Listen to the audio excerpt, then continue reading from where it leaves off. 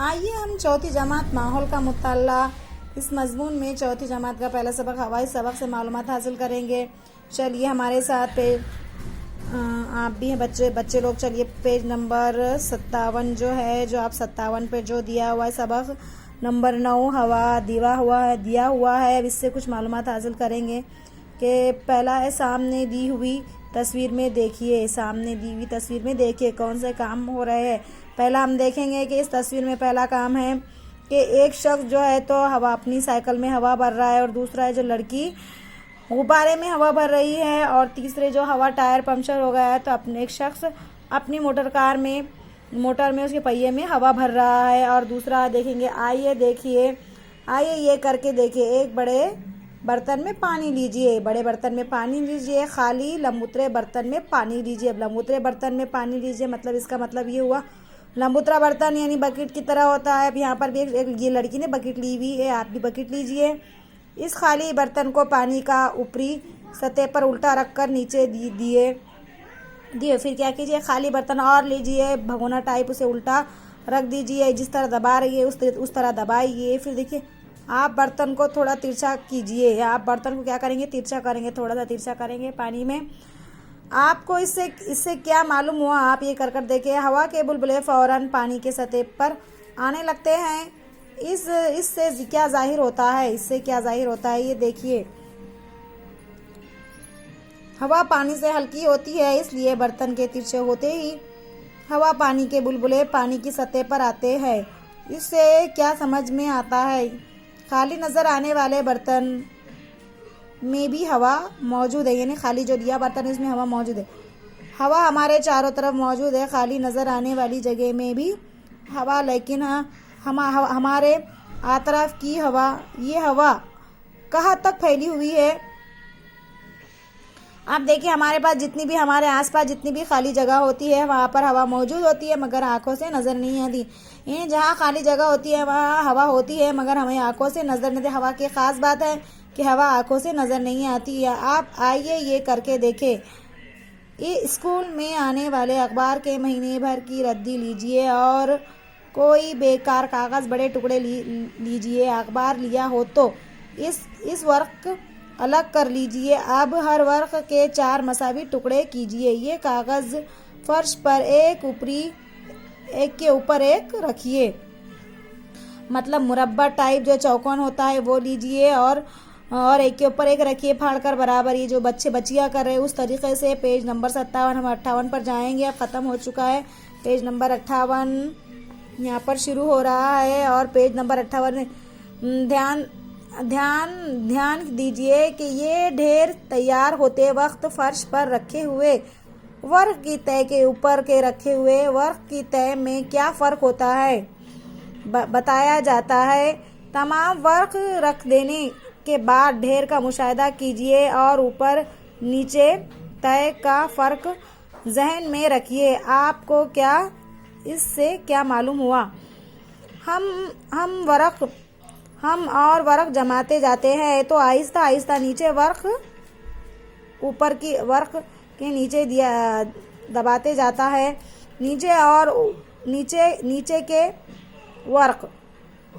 नीचे के वर्क का एक दूसरे से फासला कम हो जाता है और ऊपर एक दूसरे से फासला कम हो जाता है। ऊपर के वर्क इसकी बनिस्बत खुले रखे हुए नज़र आते हैं। इससे क्या जाहिर होता है, कोई वर्क जितना फर्श के करीब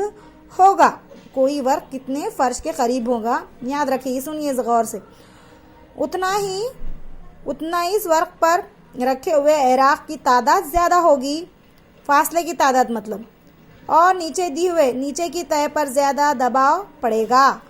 इसकी बनिस्बत ऊपर के वर्क पर दबाव कम हो जाता है, यानी हवा का दबाव भी होता है, यानी हवा जगह घेरती है और दबाव डालती है, ये बात जाहिर होती है इससे। आप देखिए कि फ़िज़ा मतलब हवा। ऊपर फ़िज़ा में हम जिस ज़मीन पर रहते हैं इसका मुशाहिदा किसी गेंद की तरह गोल है। ज़मीन के चारों तरफ हवा है। ज़मीन के चारों तरफ मतलब एक गेंद दीजिए और गेंद की तरफ पूरी चारों तरफ हवा है। ज़मीन के आतराफ हवा इस गिलाफ को फिजा कहते हैं। ज़मीन के अतराफ जो हवा होती है इस गिलाफ को हवा कहते हैं। ज़मीन के अतराफ हवा के गिलाफ को फिजा कहते हैं, यानी ज़मीन के अतराफ हवा के गिलाफ को फिजा कहते हैं। अब ये बात ध्यान में रख दीजिए, इसको लगा तो हम अंडरलाइन कर लेंगे। ज़मीन के अतराफ जो है तो उसे ग़िज़ा कहते हैं, हफिज़ा कहते हैं। ज़मीन से हम जैसे जैसे दूर जाते हैं फ़िज़ा में हवा की तह पतली होती जाती है। जैसे जैसे हम दूर होते जाते हैं वैसे वैसे फ़िज़ा में तब्दीली आती है, यानी ज़मीन की सतह के करीब हवा की तह सबसे ज़्यादा मोटी होती है और ऊपर की तह एक दूसरे से दूर होती है। इसका मतलब ये है कि ऊंचाई पर हवा हल्की होती है। इसका मतलब है कि ऊंचाई पर हवा हल्की होती है। आइए ये करके देखें। एक तश्तरी लीजिए, इसमें एक मोमबत्ती लीजिए, तश्तरी में पानी डालें, मोमबत्ती जलाए, मोमबत्ती पर एक कांच का ग्लास औंधा रखें। आपको इससे क्या मालूम होता है? थोड़ी देर बाद मोमबत्ती बुझ जाती है और ग्लास के अंदर पानी की सतह बढ़ जाती है। ऐसा क्यों हुआ? हवा एक जुज़ जलने में मदद देता है। वो जैसे जैसे इस्तेमाल हवा वैसे वैसे ऊपर चढ़ता गया। हवा का वो जुज़ जब ख़त्म हो गया तो मोमबत्ती बुझ गई। अब देखेंगे, मोमबत्ती बुझ गई, पानी का ऊपर चढ़ना रुक गया। यानी ऐसी कौन सी बात है जो हवा में मतलब जलाने में मदद देता है? कौन सी गैस वगैरह या कुछ है तो हम देखेंगे। हम पेज नंबर 58 पर आ गए हैं। अब हम देखेंगे पेज नंबर 58। इसके ऊपर देखेंगे कि जलने में, अब इसमें दूसरा जुज़ है जलने में मदद करने वाले हवा के इस जुज़ को ऑक्सीजन गैस कहते हैं। यानी हवा में जो मदद देता है उस जुज़ को क्या कहते हैं? ऑक्सीजन गैस कहते हैं, देते हैं। अब देखेंगे अब ये पेज नंबर आपने 160 पर देखे हुए कि गोल दायरे की शक्ल में बना हुआ है और उसके 5 हिस्से किए, 1 2 3 4 5 और 5वें हिस्से में ऑक्सीजन क्या एक जगह ऑक्सीजन हवा गैस ने भी हवा घेरी हुई है। अब आइए हम देखेंगे तनफ्फुस को तो आप मीनिंग जानते हुए, यानी सांस लेना और सांस छोड़ना। सांस लेते वक्त हम ऑक्सीजन लेते हैं और छोड़ते वक्त कार्बन डाइऑक्साइड। और एहतराक के, अब इसके बाद देखेंगे हम कि तनफ्फुस और एहतराक के लिए, एहतराक का मतलब होता है जलाना। एहतराक के लिए हवा में ऑक्सीजन मौजूद ऑक्सीजन इस्तेमाल होती है। तनफ्फुस और एहतराक के अलावा आपको हवा के और कौन से इस्तेमाल है? आप जानते हैं कि सोडा वाटर में वाटर से निकलने वाली गैस कार्बन डाइऑक्साइड होती है, यानी यही गैस कम तनासुब में हवा में भी होती है। आपने